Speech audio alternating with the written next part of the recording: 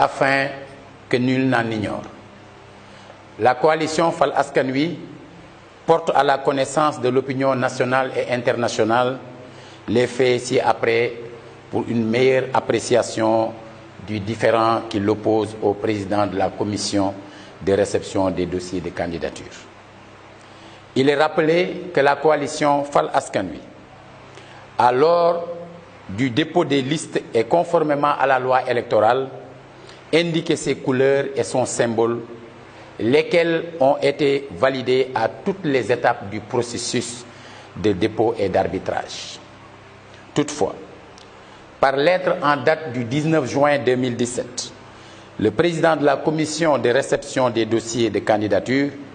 lui faisait injonction de changer de symbole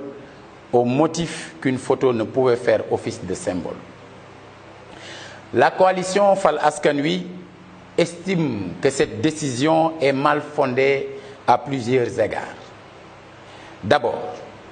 la loi électorale n'interdit point aux coalitions d'avoir comme symbole des signaux ou épreuves photographiques multiples. Ensuite, la loi électorale, à travers l'article L175, partie législative, fixe à l'administration un délai de 2 jours à compter du dernier jour de dépôt pour notifier aux coalitions de partis les irrégularités retenues contre leur liste. Cela veut dire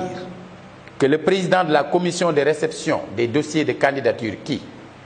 après l'avoir entériné le 9 juin 2017, choisit de notifier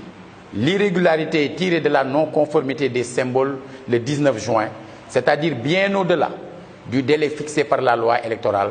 tombe sous le coup de la forclusion. Plus grave encore, cette notification intervient 10 jours après l'arrêté du ministre chargé des élections, publiant les déclarations reçues,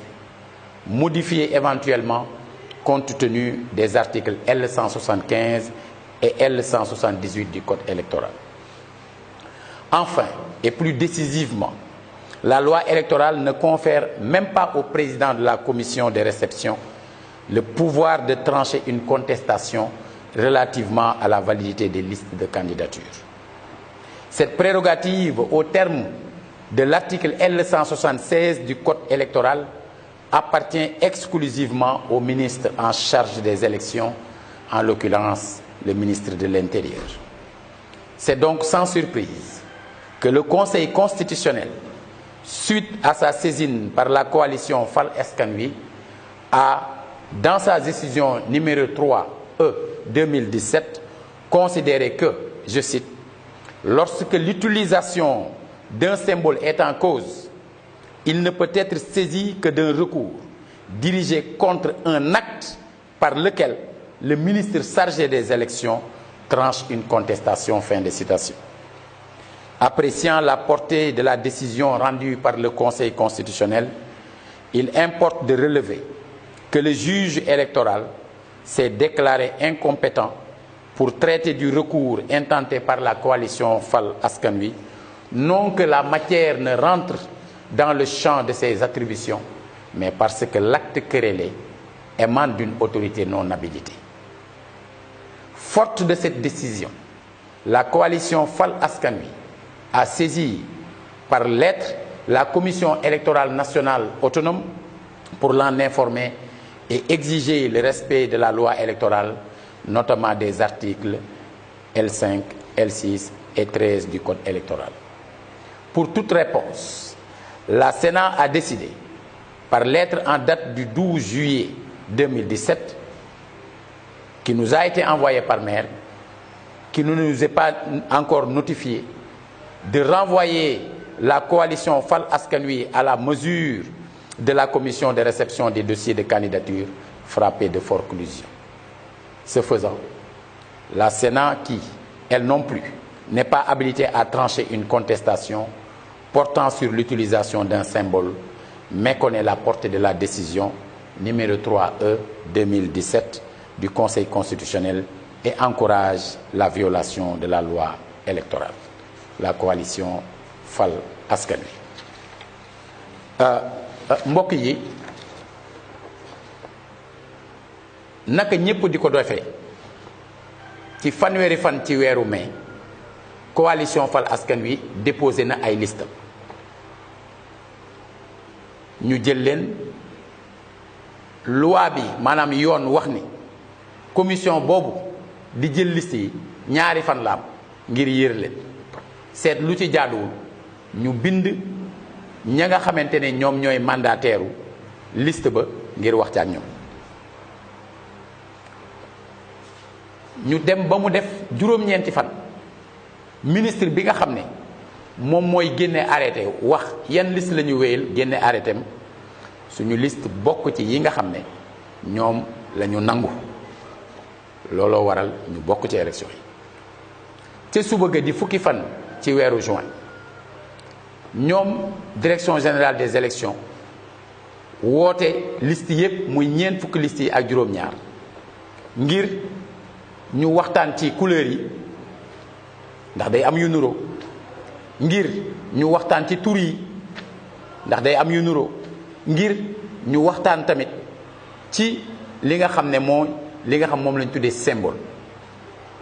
ñun ba ñuy déposer liste làqatuwuñu photo Talla Sylla bi mu nekk ci position wu mel ne kuy waat moom la ñu jël def ko suñu symbole moom la ñu bind ci récépissé bi nga xam ne moom lañ ñu jox ba ñu déposé ñoom ñu romb ñaari fan ya ñu amoon te amul benn këyit buñ ñu bind pour wax nañu am na benn problème ci seen liste ba ñu demee di def arbitrage ci fukki fan ci weeru juin amul benn liste ci ñeent fukki yeeg juróom benn ya ca topp ya tegu ci ñun boo xam ne nee na d'accorduma ci symbole bi ngeen bëgg a def ñu dem ba juin def fukki fan ak juróom-ñeent président commission bi doon recevoir liste yi doog ñoo bind nañu may nañ leen ñaari fan ngeen dindi photo bi ndax photo mënta nekk symbole ñu xamaloon ko ni ko du ñun ak yow ndax liste yi ñoom ñooy seet lu leen neexul ci symbole yi lu ñu d'accordul ci symbole yi ñu dem ministre bi bu ko tranché jox kenn dëgg ku ci kontaanul nga dem ci conseil constitutionnel bi nga xam moo yore yoon ci wàllu élection législative mu bind lettre ci fukki fan ak juróom-ñeent yooyu ci weeru juin ñu jël lettre boobu yóbbu ko ci yoon maanaam ci conseil constitutionnel conseil constitutionnel tontu bi conseil constitutionnel tontoo dafa ni lii duma ko àtte li tax duma ko àtte mu ni bu fekkoon ne ministre ba ca boppam moo jëloon dogal